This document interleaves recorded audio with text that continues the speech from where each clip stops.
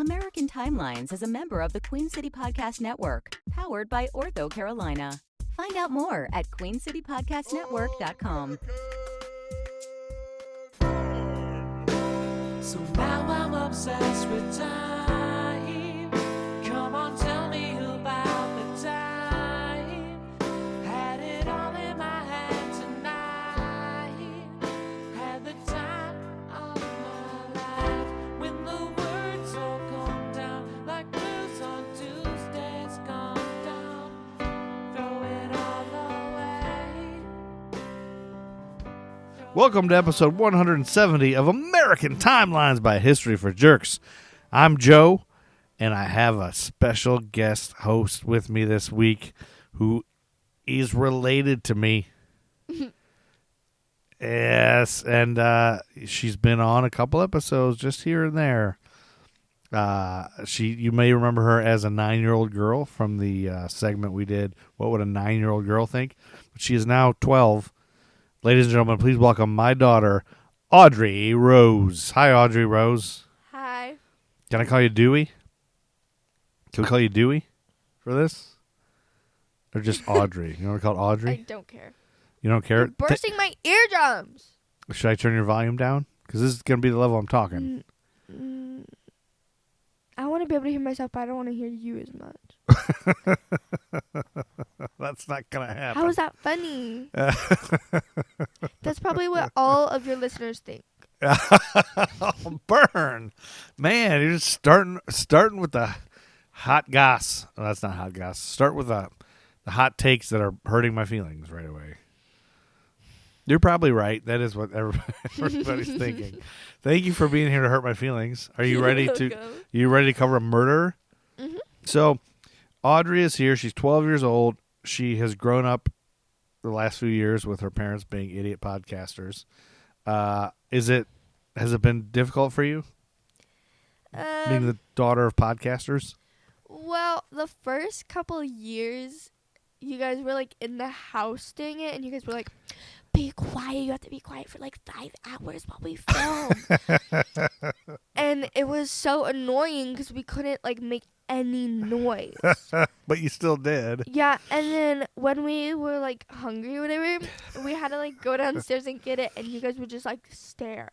You'd be like, Well, nobody can like, see you. Exactly. And then you would be like,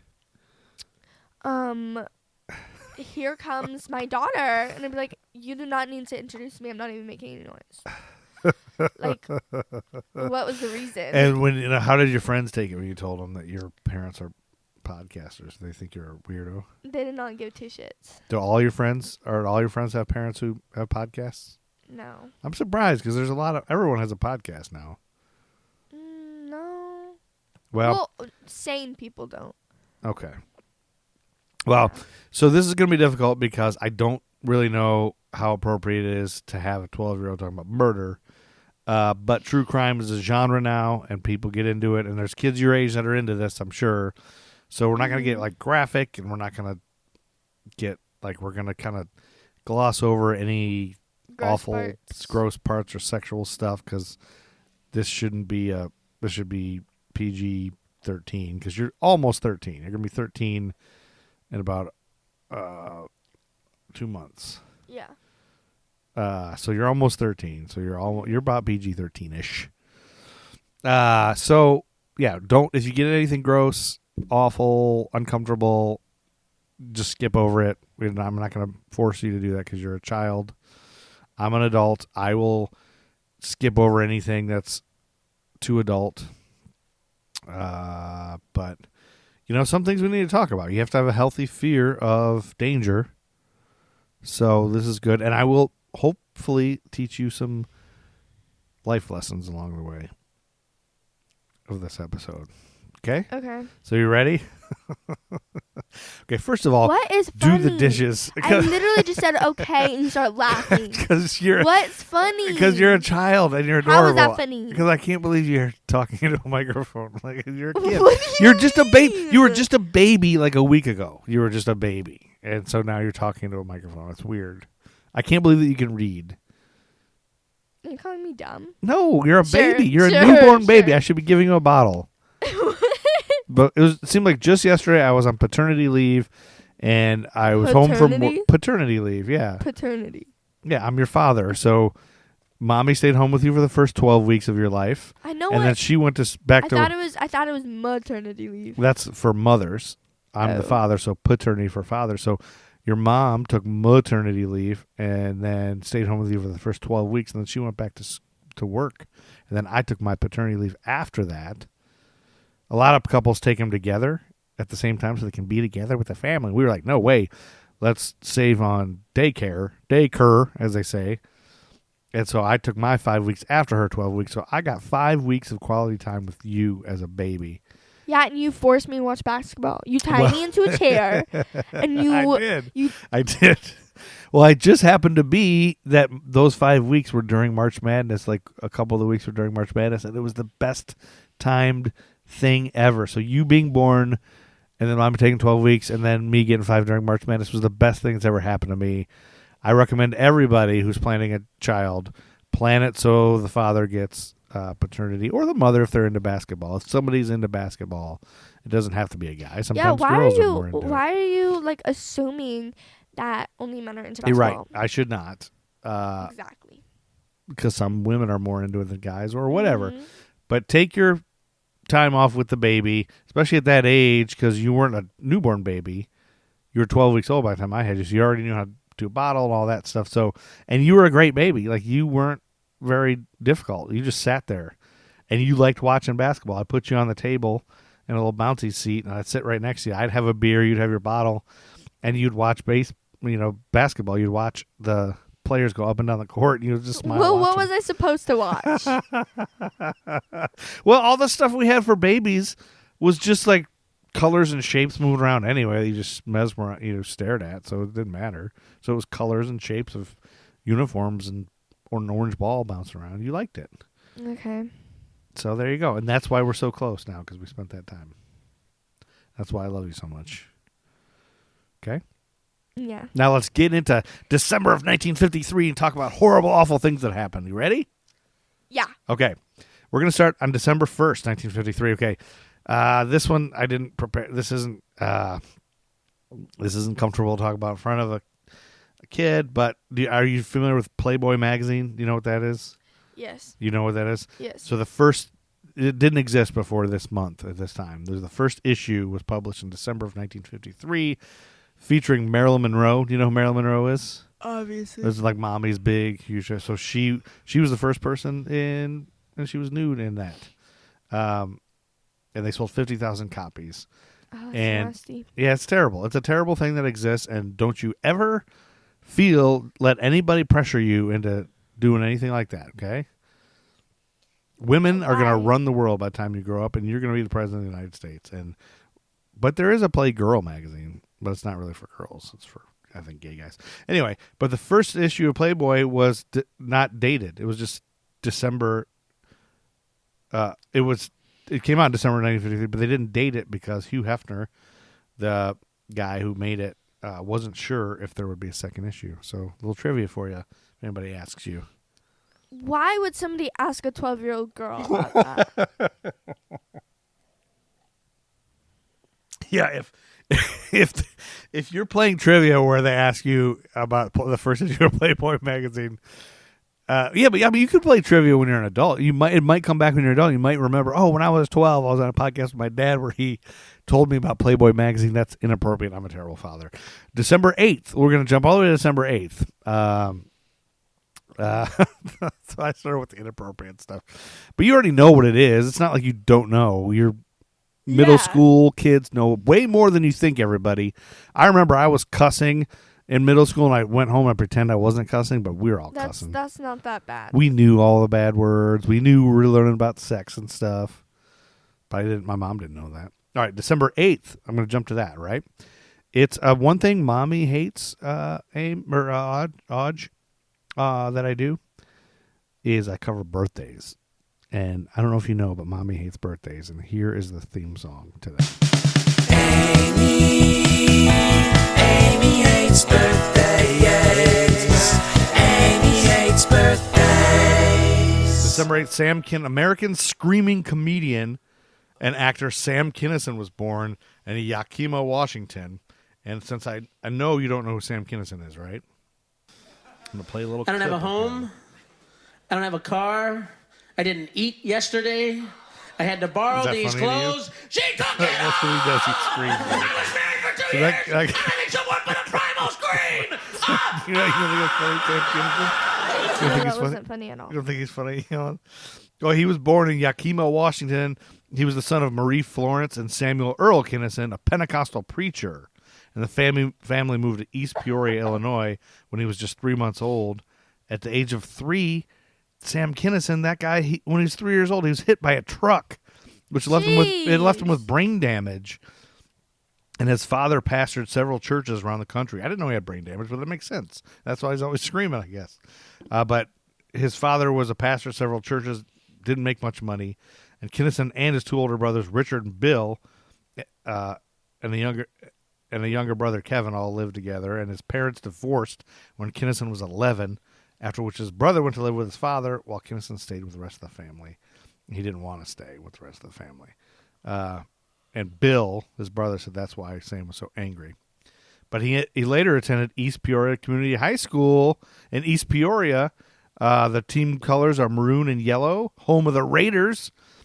Notable alumni that went to that school, other famous people, is Gary Richrath, musician and guitar player for REO Speedwagon. Are you familiar with REO Speedwagon? No, and I don't know who that man is. Do you want to listen to some REO Speedwagon? No. Okay. I'll play it for you later in the car. But Kinison and his brothers would emulate their father. They all became Pentecostal preachers. So he was a preacher first. But he later got a divorce, and then he abandoned preaching and took up comedy. So there you go. Now you know about Sam Kinison, the guy who yells and screams. He's unfortunately dead. I didn't know who that was in the first place. Well, if you ever watched the movie Back to School, now you'll know him already. And you'll be like, oh, he was a Pentecostal preacher. What's And back you to get- school? It's a movie where Rodney Dangerfield is an old man that goes back to college, and he jumps in swimming pools. He's an Olympic diver. He's a triple Indy. And so, and you could be Sam Kinison for Halloween next year. You could dress up like that guy. Why? Because all the kids will think you're cool. Just he wear a microphone and a beret and just walk around going, ah, ah, and everybody will love you. He's screaming little kids' faces. Now, the other kids won't know what you are, but some older teachers might. Oh, that's funny. Anyways, I think your math teacher will be like, oh, my God, are you Sam Kinison? That's awesome. You have the best parents ever. By the way, this beer I'm drinking is freaking delicious. what does it taste like? It's Butt a hazy IPA by Almanac. I can't see. Can you see what's on the top of that beer can from here? Something hazy IPA. I can't see what it says. That's okay. It doesn't matter. Loud. Loud hazy. Yeah, that's right. That should be my beer. Anyway, so that's Sam Kinison was born and December 8th. That was December 8th. December 9th, 1953. GE, General Electric, is a company that makes products. They announced that all communist employees will be fired. Our sink is from them. Yeah, they fired all their communist employees in 1953. Why? And everybody had to pledge allegiance to America or they would be fired. I don't, like, in class when they're like, stand up for the pledge. I don't do it. You don't do it? Nuh-uh. Are you the only one who doesn't do it? I'm not going to do it until there's liberty and justice for all. Whoa. Exactly. So And then, like, the rednecks in my class are like, stand up for the flag. I'm like, no. they get like, mad at you? Does yeah, anybody they're shove like, you? They're like, you don't like America? I'm like, no. The teachers don't make you stand up? Mm-mm. Are you the only one who sits? Yeah. Really? Mm-hmm. You are a rebel. How's that rebellious? I'm not surprised, however, because you are a child of your mom and I. So you, oh my God, I can't believe we haven't gotten a call from the school. How is that? Why would you get a call from the school for It's that? just because when I was in school, I would have got beat up, and because I was also from a kind of a rural area where everybody loves a flag, and you better. I've been to plenty of football games where people get in fights when somebody doesn't take their hat off for the national anthem. So, Jeez. but I understand why you're doing it. But yeah, so this in the 50s, the whole communist thing. Do you know about the communism scare and all that? I don't know if I can explain it to you. I can't explain it to you on this podcast, but I'll try to do it quickly. There were a lot of communist countries that would, and there was a threat of communism spreading. Everyone thought. Okay, but communism is like where everybody makes the same amount of money no matter what everybody does. Like it's just a universal income. And why were people? You can't make more money or less money. Everybody's just the same. Why were people scared of that? And you have to, because you can't be successful. Like nobody can make a lot of money. Everybody's just even, and so you have to wait in line for bread. You have to wait in line for milk. You have to wait in line. You have to just give. The government gives you everything, and it's just I don't know. It's just like scary. Like, and people love America because you can work hard and make a lot of money. So they say, like, not if you have a fair, but that's not taking into consideration that everybody doesn't get a fair shot. But in theory, it's supposed to be if you want to coast and just do the bare minimum and just get by, you can do that. But if you're great at stuff and you work really hard, you can make a lot of money and be successful and live in a big house and have a bunch of cars and stuff. So Kylie Jenner, yeah. Stormy baby. So anyway, that's basically the gist of it. Is like other countries where Americans were afraid other countries were going to conquer and then force communism on them and everything. So there was like a whole, I don't know. But I think a lot of the people that wanted to be communists then were people like us that are like, it's not fair. It's not fair. Like rich people have everything, poor people don't, and they working hard. It's not fair. But then some people look at people that say that as awful lazy people that just want handouts. So, but it's still going on. It's going on forever. So there should be a balance. There should be that's why I like Bernie Sanders and his some socialism, some not. Anyway, but I don't know. Bernie Sanders for life. Well, I don't. Maybe Bernie Sanders would be in charge and then it would all be awful. Like maybe there's something I don't know about. But who knows? I don't know what. I'm not a communist, though. Nicki Minaj should be in charge. USA, Period. USA. I'm a fan of Hacksaw Jim Duggan, so I will chant USA, and I'm going to now show up to your class when you're sitting down for the Pledge of Allegiance, and I'm going to scream USA in your face with a flag. Is that cool? Shirtless with a flag. Shirtless, yeah. I'll paint a flag on my chest. USA.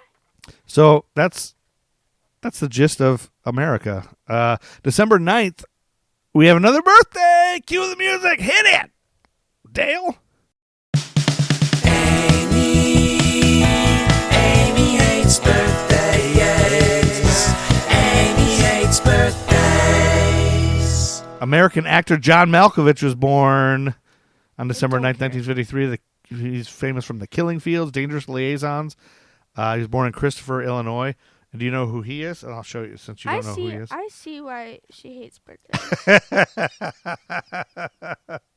Here's John Malkovich. Because nobody cares about these people. You mean I get all these great funk classics on just one compact disc? I put my jammies on all by myself, Mommy. Your glasses will be ready in about an hour, Ted Danson. Does this look infected to you? I love you, Ted Danson. Nougat! That's so ridiculous. So he's like this famous actor. It's very eccentric and odd, but he says a lot of bad words. Anyway, he was born on this date. He was born in Christopher, Illinois. He grew up in Benton, Illinois, and his father, Daniel Leon Malkovich, was a state conservation director who published the conservation magazine Outdoor Illinois, and his mother, Joanne, owned the Benton Evening News daily newspaper and Outdoor Illinois. This was supposed to Isn't that great? This was supposed to be fun. I don't want to learn about these actors and comedians. You don't? No. Well, let me just tell you one other thing. That he attended Benton Consolidated High School, colors maroon and white, home of the Rangers. Notable alumni include basketball player Rich Younkus. Now you know that. Now that's something you know about John Malkovich. I zoned out. You're going to see him lots of movies and you'll be like, oh, that's the dude that went to school with famous basketball player Rich Younkus. And all your friends will think you're cool because you know everything about John Malkovich. No. who that is. Well, you will, and you know this now. Just remember that story, and all of your friends in high school will think you're so cool. And then on December 13th, one more birthday, American economist and chairman of the Federal Reserve, Ben Bernanke, was born December 13th, 1951. This is the best podcast ever, isn't it? No. A Ben Bernanke podcast. You know who Ben Bernanke? So his brother Seth is a lawyer in Charlotte, North Carolina, where we live. We drove past there. We went to see Rent. Audrey and I just went to see Rent this weekend. It was really boring. Well, neither one of us understood any of the words. It wasn't like super boring. Like the music was good. It was just confusing. Yeah, we couldn't understand what they were saying, so we didn't know what was happening. I stupidly chose not to look up what the story was before we saw it. But I guess you need to do that because the words were real fast. I really was confused. We were both confused. We didn't get anything. Everybody's laughing and like getting jokes. We didn't get. So we failed. I'm sorry you had to spend that time with me. I know you had a friendship get together that you skipped for it. It was a Girl Scout reunion. Oh, I'm sorry. There's gonna be another one next month. Oh, there is? Well, then heck, you can go to that. But I was just going to tell you that when I die, you'll think back on that day and you'll be like, even though I didn't enjoy the play, I'm glad I spent it with my dad. That's what you'll say. I was glad to be with you, my little baby daughter, even though I had to tell you 3 times to put your phone away. And we both fell asleep. I was checking the time. You were texting in the second act. You were texting. I was texting Mommy. And that's bad. But it doesn't matter. That's bad etiquette. You can't do that. We both fell asleep. And Audrey had an aisle seat, and when somebody came down the aisle, she didn't get up. And I was like, you got to get up and let them down. So, but you're learning. That's all new stuff for you. You're not a seasoned theater goer yet. But we're getting close to your big murder thing that you're going to cover. But before we get to it, this was not a good year, 1953, Christmas time. It was not a jolly time for a lot of people. So December 24th, 1953, this is tragedy, Audrey. So you got to take the good with the bad. You got to learn. We got to talk about bad things that happen, okay? 2 fast express trains crashed head on, killing 103 people in Czechoslovakia. Oh, that's bad. Yeah, the Sakvist train disaster occurred when a local train was standing at the Sakvist station near Brno when the Prague-Bratislava Express ran into it, resulting in 103 deaths and a further 83 injured. Was it like hijacked or was it just... No, the Ministry of the Interior said there was gross negligence by a number of railway men who had since been arrested. Other reports said the express train crew had consumed a number of bottles of wine because it's Christmas Eve, so they're like partying and drinking, I guess, and celebrating. So they were basically drunk operating a train. Other sources have over 100 or 186 deaths. So that was terrible. Jeez. That same day, that same Christmas Eve, over in New Zealand, a Wellington-Auckland express train was swept away in a flood that killed 166 people. What is going on with all these trains? On Christmas Eve, I know. Never take a train on Christmas Eve, brah. In 1953. Yeah. If you ever find yourself in a time machine, you go back to 1953 Christmas Eve and you're in New Don't take a Zealand or train. Czechoslovakia, do not take a train. Don't take a train. So this was the worst railway disaster in New Zealand's history. And the train plunged into the flooded Wangahu River Jeez. just west of Tangiwai in the central North Island. Why did you say it like that? Tangiwai, I think that's how you pronounce it. Of the 285 people on board, 151 were killed. So the cause of that tragedy was a volcanic lahar. Have you ever heard of that? Lahar. That's an Indonesian term that describes a hot or cold mixture of water and rock fragments that flows down the slopes of a volcano. Never heard of it. Yeah, so now you know what a lahar is. I'm teaching you stuff here. I'm a great father. And typically, it enters a river valley. And small seasonal events are sometimes referred to as debris flows, especially in the Cascades. So that's what this was, a debris flow. All this shit came running down, knocking that train down from Mount Ruapehu Crater Lake, which sent a huge wave of water, silt, boulders, and debris surging down the Wahangu River minutes before the express train approached the bridge at Tangiwai. The engine driver applied the emergency brakes, but it was too late to prevent the locomotive, its tender, and the 5 second-class carriages plunging off the weakened bridge into the raging torrent. The leading first-class carriage toppled into the water moments afterwards. The nation was stunned. New Zealand's relatively small population meant that many people had a direct relationship with someone involved. The timing of the accident added to the sense of tragedy. Christmas Eve, of course. Most of those on the train were heading home for Christmas with presents for friends and family.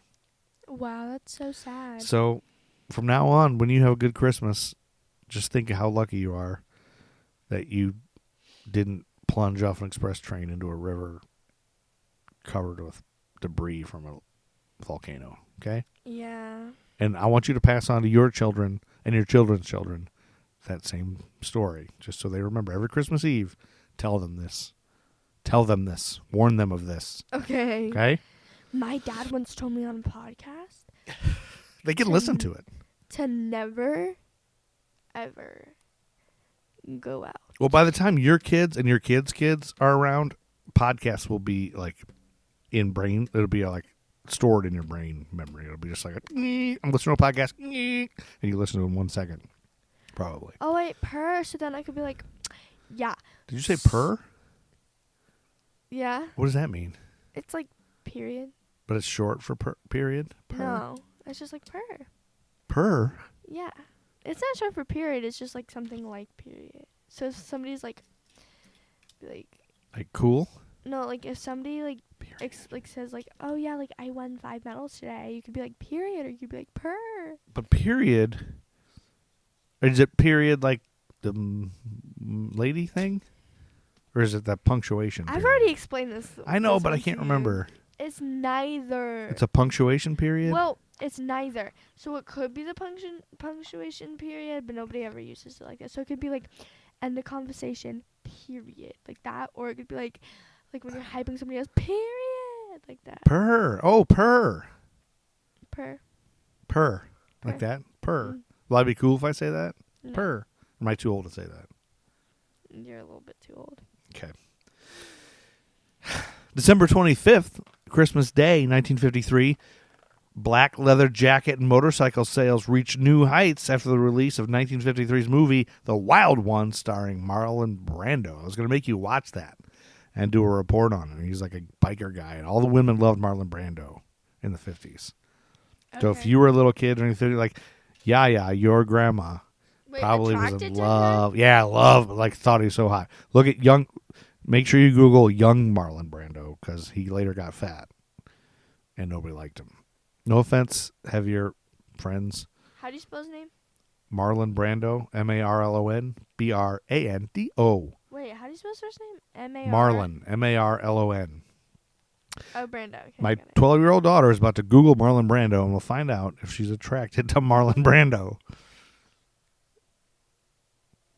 Yeah, he's all right. He's pretty cute. Now Google old Marlon Brando and see if you're attracted to him.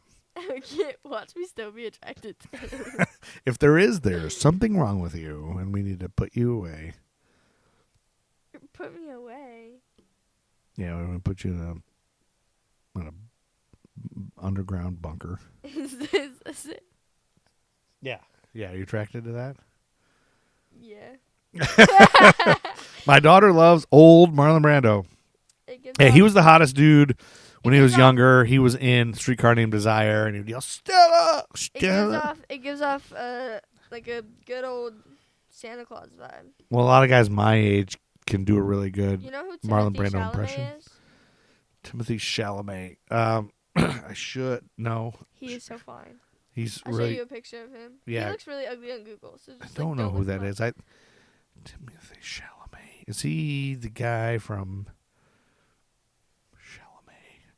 I don't know who that is. You'll recognize him once you see him. Timothy Chalamet. I don't really. This is him in Little Women. That looks like every child that goes to your school. It looks like every boy in your school. No, it I've doesn't. never seen that. It looks like a child. It looks like a 7-year-old boy. What? It looks like a 9-year-old boy. Every 9-year-old white kid I've ever seen in the neighborhood. No, he doesn't. That looks like exactly like every child that looks like a 6-year-old that's going to cry and whine about not getting his way. There's also Mom, give me a guitar. No offense, Timothy Chalamet. I don't know who you are, and I don't think you are an adult. He's not an adult, right? He's a kid. He's an adult. That's not an adult picture. That must have been when he He was is a an child, adult. though. Look, That picture you just showed me, he was 7. how old is Timothy Chalamet? Well, now He's 25 years I'm old. sure now he's 25, but you showed me a picture of when he was 7. Look, Timothy Chalamet. That's him now. No, that's a young baby child. Literally- That is a child that I will breastfeed with my nipples. All right. December 26th, we are now to you in your murder. Are you ready to cover this murder? No. You got to do it. You got to tell us a murder. What happened? I'm going to turn it over to you, Dewey. Let's go, Dewey. Come on, Dewey. Mood ruined. Let's go, Audrey. Anyway. Purr. Come on. Yes, queen. Okay, please stop. Okay, bad biddy. That's Okay. what you always say. No, I don't. It was like last year.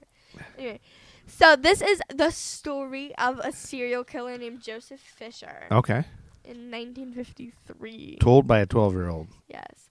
So Joseph Fischer was born in 1923 and grew up in Newark and Belleville. Newark, New Jersey. New Jersey, yeah. All right, good. Wow, you're a genius. Joe later described his childhood as one of a continuous conflict and violence. Oh no, that's not So good. It's this- always It's always a bad childhood. yeah, it's always bad childhood that makes people murderers. So treat kids right, and don't have kids if you're not going to treat them right. Right? Yeah, this part Boom. I'm gonna kind of gloss over. Yeah. It's kind of inappropriate. It's inappropriate for a 12-year-old. So just gloss His over. mother was a prostitute. Oh gosh. Yeah, and brought her customers into the house Oh my gosh. while his father was working on construction sites. Oh no, And- that's awful, and I'm a terrible father for letting you cover this murder. And this made Fisher hate his mom even more. Oh, did he hate all women? Did he hate women? Want to murder women? No. Oh, He he just murdered- hated all people. Yeah, he murdered a variety. Oh, okay. I would have killed her 10 times over, Fisher said, but I Oh. really believe that it would have broken my father's heart. So he liked his father. He just hated his mother. Wow, he liked his father. Yeah. Okay. His father didn't do anything to him. He didn't? Well, usually it's like the dads like beat him and hurt him and no, stuff. it's the mother this time. Oh. Okay, when Joe was in school, he was a really bad kid. Okay. He was originally enrolled into a Catholic school, Okay. but he was sent to reform school for robbing St. Peter's Church. Oh no, that's not good. Oh, it's not good to rob churches, right? Yeah. See, I'm using this as a teachable moment. I've made a mistake letting you cover a murder, but I'm trying to make it a teachable moment by telling you not to rob churches. Am I doing a good job? Am I a good father again? No. I'm a terrible father. Released in 1938, Yeah. at 15 years old, he lied about his age to join the Merchant Marine. Well, that's kind of noble, right? I mean, not to lie about your age, but I mean, because he wants to support Okay, You know, don't say that. freedom. Because you know what's going to happen. USA. You know what's going to happen next. Just don't say that. No, nothing else is going to happen. He's perfectly adjusted. He's not going to do anything Yes! wrong. Soon after, he jumped ship, returning to New Jersey. Okay.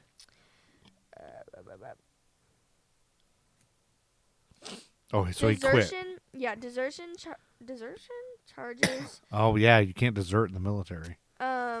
were dismissed when the authorities found out that he was underage, and Fisher had a clean record, more or less, when he joined the Marine Corps following the Corps. Japanese That's Marine Corps.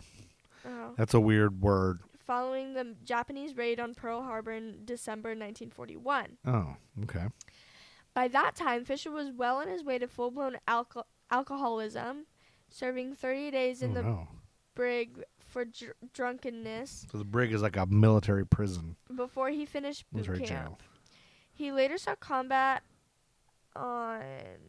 I don't know how to say those words. Those two? Those Guadalcanal And I didn't see the other and one. Quad. I don't know I'm either. just So gonna just say it. ignore. Just sound it out. And 2 places. He served in 2 different countries. Quadalala, and Loljima before he was posted to mainland China guarding military trains. Okay, so those were countries that you were saying that you just got wrong. No. His Okay. wartime record remains controversial. Oh. Why? Fischer variously claiming a Bronze Star, a Silver Star, and 2 Purple Hearts for various battles, though he could never produce the medals or certificates to verify his alleged heroism. Certificates, maybe? No, Certificates? certificates. I don't think that's... What's on here, so... I think you're probably saying it wrong. But so he claims he had those awards, but he can never prove it, is what you're saying? I don't know, I guess. Okay. Regardless of the details, it is clear that he saw action and loved every minute of it, remarking years later that killing felt too good to stop at Oh. war's end. Yeah. Eee, so the military taught him that he loved killing. That's Mhm. weird. Never heard of that happening. He apparently murdered a number of Chinese civilians under the guise of protecting Oh, no. military freight, and while he was never court-martialed, Court-martialed. Yeah, that means, um, like, basically getting in trouble for something you do. Like he was diagnosed as a dangerous paranoid schizophrenic schizophrenic, yeah. prior to his discharge from service in 1943. Okay, so schizophrenia is a disease where typically you hear a voice in your head I know or you what hear it a voice. is. Oh, you do? Okay, I don't know why I'm explaining it to you, as if you didn't. But wow, yeah. So okay, so he's having troubles. He's like insane. Yeah. So a series of arrests and committals to mental institutions followed his return to civilian life, climaxed in 1948 by Fischer's conviction for robbery and assault. Paroled in December 1953, he was free for a matter of days before he attacked a 16-year-old boy in New Jersey, beating him to death with a rock on the day after Christmas. Gosh, yeah, the day after Christmas in 1953, he murdered that poor kid the same day that former Estonian President Toomas Ilves was born. That same Was day? that really necessary? Yeah. That crime sent him away for the next quarter century. Oh my gosh, that's a 5 long years. time. Oh no, 50 years. No. Quarter- Century's oh, 100. sorry. Like So let's do the math. whatever. Century's 100. I don't care. So half of that is 50. A quarter of it would be 25 years. I don't Quarter? A quarter is 25 cents, right? know. 25. That's how I remember. Please I always think about a stop. quarter when I hear quarter of a. I'm teaching you math. I'm dad of the year, bro. That's what calculators are for. Yes, I'm making you cover a horrible, awful murder and tragic events on a podcast, but I'm teaching you math. He was Teaching the life lessons. okay. Ready? Yeah, could have been a contender. That's my Marlon Brando. Could have been a contender. Nobody. Okay. He was paroled in June. Wait, what does nobody mean? Nobody cares. Wait, is that really a thing people say? People say nobody, just short for nobody cares. You don't even say the whole thing. No, I don't know everybody, but that's what I say. Okay, sorry. I'm gonna drink my beer. Okay. Back to your story. Are you done? Okay. I'm just clearly guzzling this delicious hazy IPA from Almanac Brewing. I'm gonna cry. Okay. Let me get comfy again. Okay. He was paroled in June 1978 to marry a pen pal, 78-year-old Claudine Eggers. 78-year-old woman? He married a 70-year-old woman? He was older. As Oh, he was old because he'd been in jail for 25 years. Never marry a pen pal. Audrey, just to let you know, there's a lot of women that start writing letters to prisoners for some reason. And then they fall in love with these prisoners and they write letters back and forth and they get out and then they get murdered. Don't start writing letters to prisoners, please. Can I'm you not. just do me that one favor? Okay, yes. All right. No prisoners. The attraction was apparently financial, as she should. Claudine. No, he was probably like her for her money, right? Oh. Well, I don't know. I don't know what Sad you're for about to her. say. Yeah. Claudine picking up the tab for an aimless 13-month jaunt. Yeah, she's Across- paying for him. Oh, Sorry. he can die in a hole. That's why these poor women with money fall in love with these prisoners and then they just use them and then probably murder them. All right, Yeah. go ahead. So don't do that. across country that turned into a nonstop murder spree. Wait, what? Oh, no. Okay, let me Yeah, back that up. Yeah. Claudine picking up the tab for an aimless 13-month jaunt across country that turned into a nonstop murder spree. Yeah, so she picked up the jaunt as though they just went across the country for 13 months with her paying for everything. They just went on this trip, all across the country. But apparently what you're about to say is he started murdering people while they're out gallivanting. Yeah. One of the last to die was Claudine herself. You were right. Oh, yeah. See? He murdered her. I knew it. That was going to happen. Sorry. Found stabbed to death in the home she sometimes shared with Joe in Waisick, New York. Yeah, I don't know where that is. I might be saying that See? wrong. Don't start writing letters to prisoners, Audrey. Fischer surrendered to New York police on July 2nd, 1979. Oh, July 2nd, 1979. He surrendered the same day that the Susan B. Anthony dollar was issued. It was the first U.S. coin to honor a woman. It's women's power, and I just taught you that. I'm teaching you how to be a strong, independent woman and have a coin named after you. Please, Audrey, stop dating prisoners.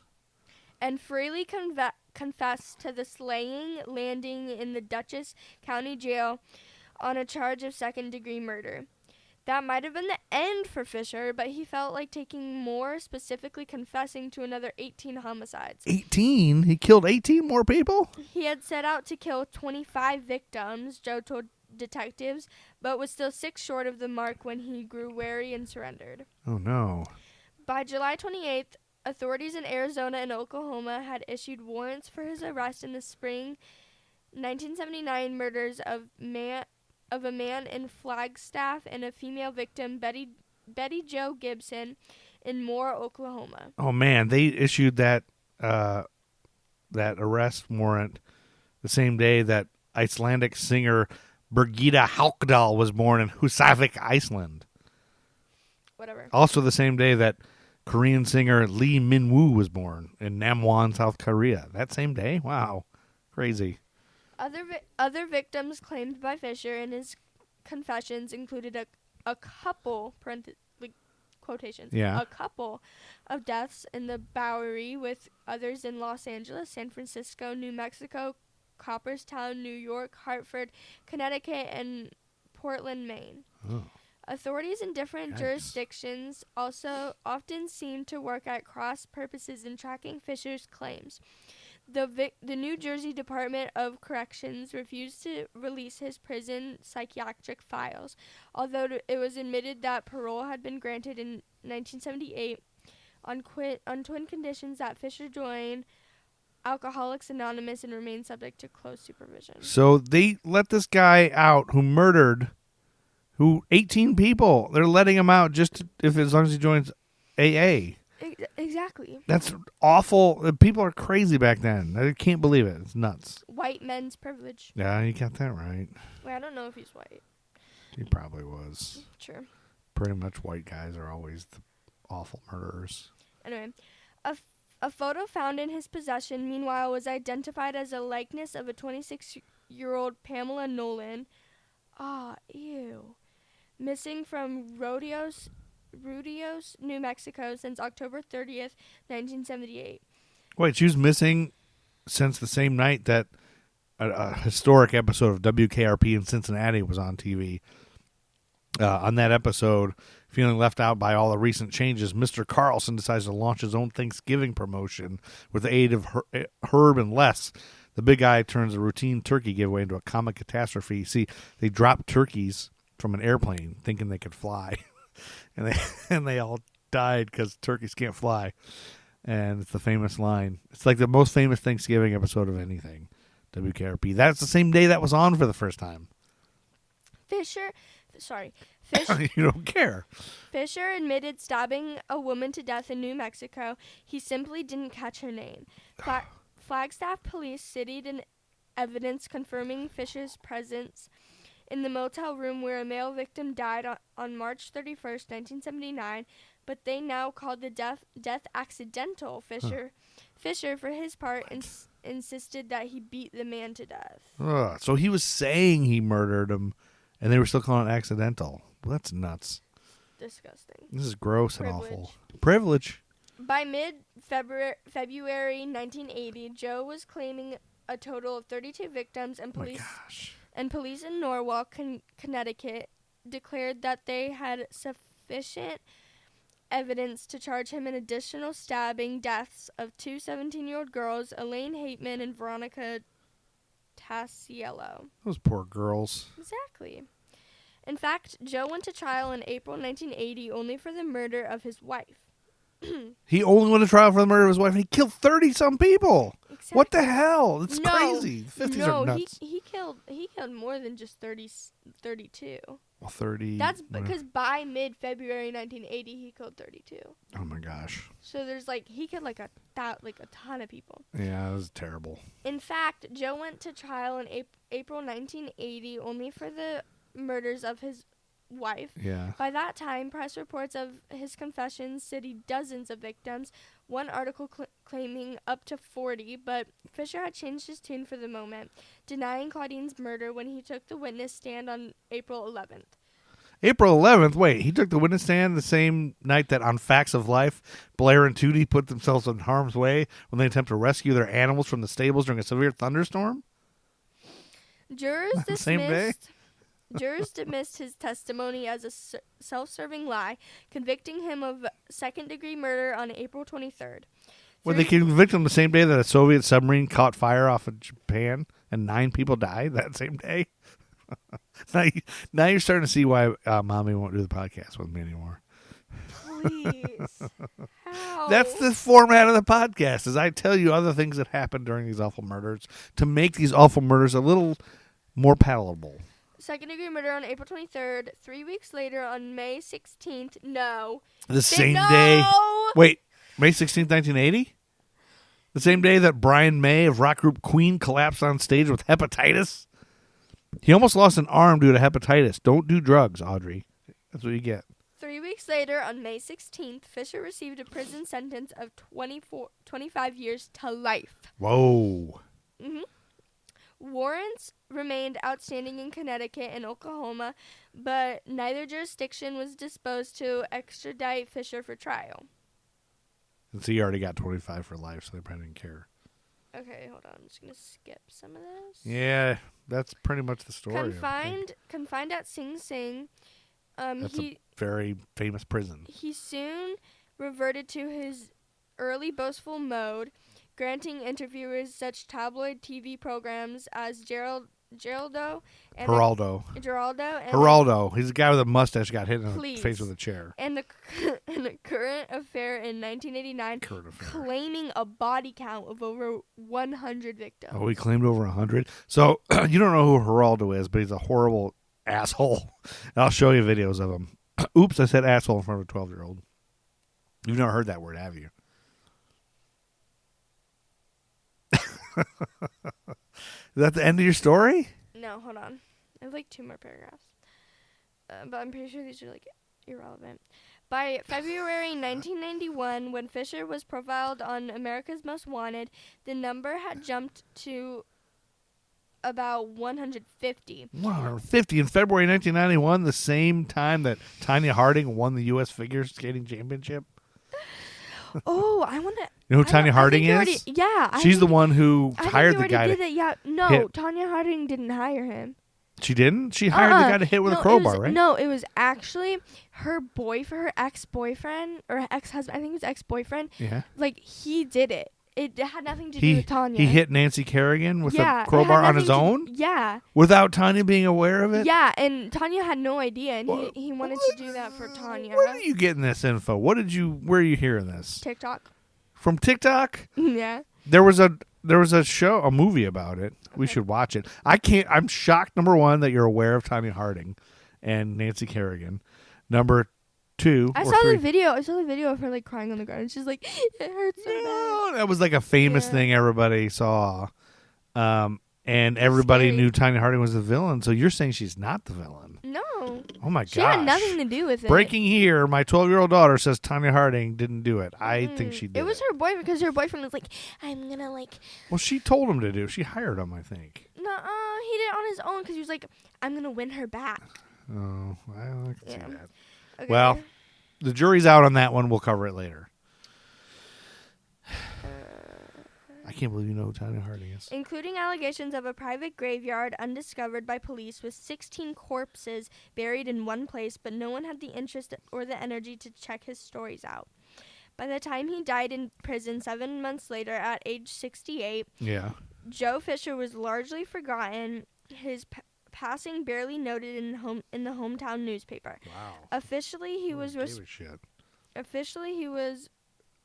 responsible. They spelled that wrong.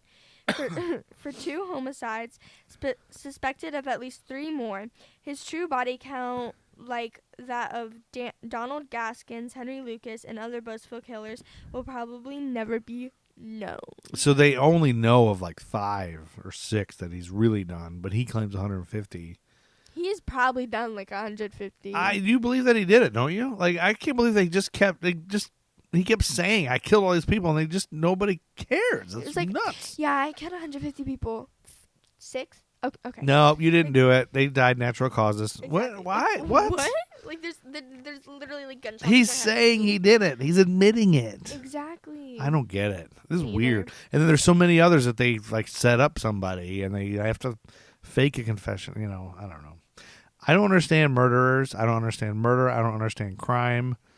I don't understand why anybody likes true crime. I know this is a true crime podcast, sort of. It's also a history and a pop culture podcast. It's also a birthday podcast. All right, I got 2 more things to tell you about. Please don't be murder. Please don't be birthdays. There are no more birthdays. Lord. So you hate birthdays too? Yes. Okay. And I will proudly say that. December 27th, 1953. Your mom's going to be so proud of you. The National Football League Championship at Briggs Stadium in Detroit occurred. Do you want to guess what 2 NFL teams were in the National Probably- Football Championship? Probably like somebody 1953? popular. So like the Packers and the Bears. Or the No. Cubs or whatever. No, this is why I asked you, because this would be a surprise. Because in 1953, it was the Detroit Lions and the Cleveland Browns. The Lions are kind of popular. The Browns, I don't know. No. The Lions are shitty as hell. They were 0-60. They're 0-8. They're 0-8-1 right now. They haven't won a single game. They've lost 8. They're one of the only teams to go 0-16. The Browns are terrible. They also, I think, went 0-16. They're like the only 2 teams. And where I grew up in between Cleveland and Detroit. Those were the only 2 teams you had an option to root for. So that's why I'm a Minnesota Vikings fan. Because Cleveland and Detroit suck. They're shitty. They've always been shitty. But not in 1953. They were awesome because they were in the National Football League Championship. Anyway, the Detroit Lions beat the Cleveland Browns 17-16 to retain the title. And then on December 30th, you'll like this, the first ever color television went on sale. Televisions used to be black and white. You probably don't even know that, do you? Ew. You didn't have color. You didn't know what color They didn't anything have was. sound either. No, we had sound on No, TV. like a long time ago. That's movies were silent Oh. in the 20s. So, like, your great-grandma Gigi, when she first went to movies as a kid, they were silent. They had to read subtitles. She was old. Oh, Gigi, rest in peace. Rest in peace. You miss Gigi? Yeah. I'm glad you got to know her. She was fun. She She was a fun gal. died. And she was No my grandma. Yoda. I loved her. And then here are some toys that were new that year. I usually cover that over Christmas. Scrabble. The first year was 1953. Scrabble, the game. Mrs. Potato Head. They introduced a woman to Mr. Mrs. Potato Head should have been first. She should have been. And maybe in the future, the women will be first. Wiffle ball. Do you know what wiffle ball is? That was invented in 1953. I don't know what that is. Wiffle ball is like a baseball and a bat, but they're made of like plastic, so they don't really hurt. Oh. They'd be hit by them because they knew kids would end up just beating the hell out of each other with a bat, so it's doesn't hurt as much. It doesn't get hurt. If you get hit by the ball, it doesn't hurt at all because it's a little plastic ball. And then Matchbox cars, I guess, in the UK were invented. So that is 1953. We ended the year. Normally, we end these years with some Scottish fellas.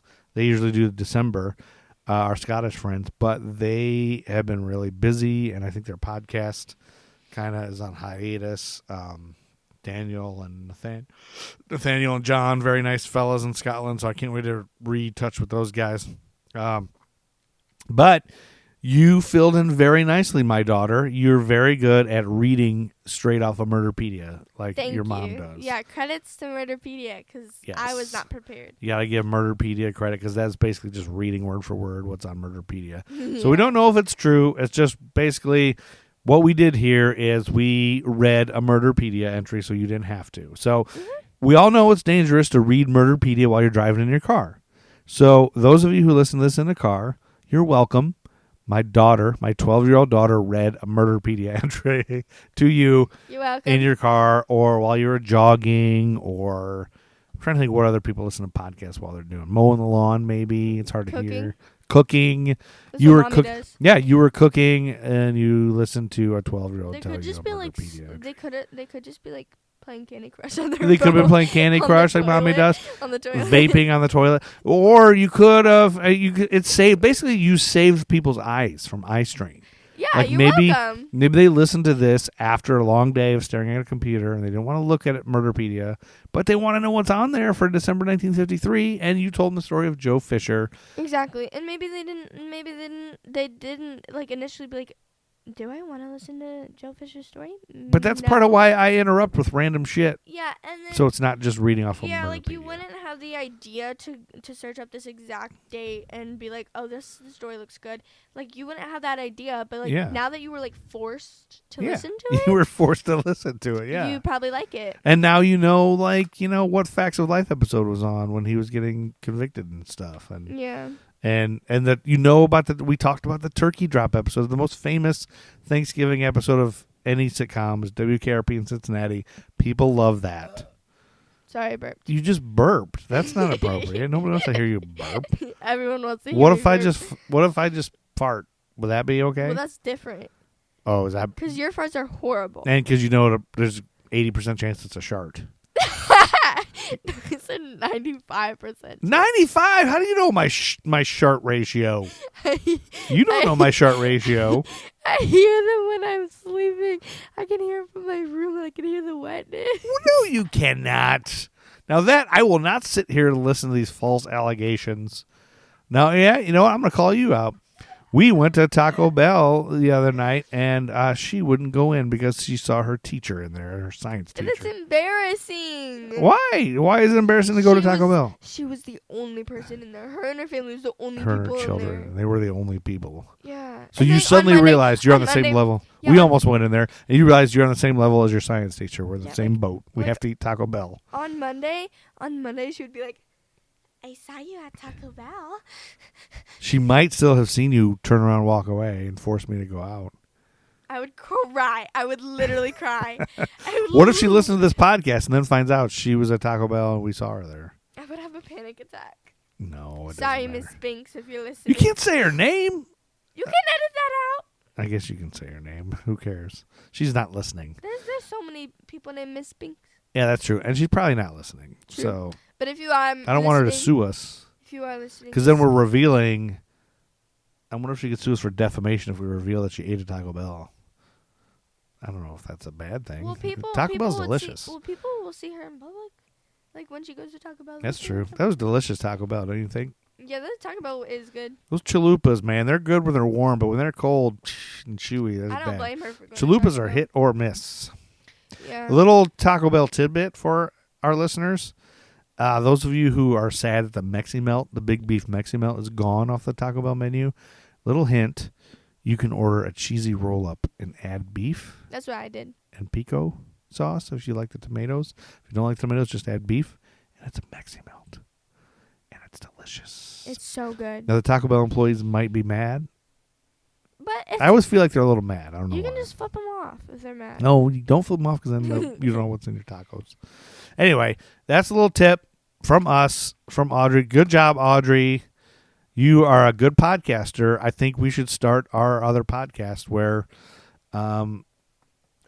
a 12-year-old covers, I don't know. What were we going to, we got to come up with a podcast idea. You give me some 12-year-old ideas. Covers. Let's not do anything inappropriate or murdery. Like, let's just do, I like murders though. what else do you like? Missing children cases. Oh, no, those are sad. When children are involved, I don't like any of it.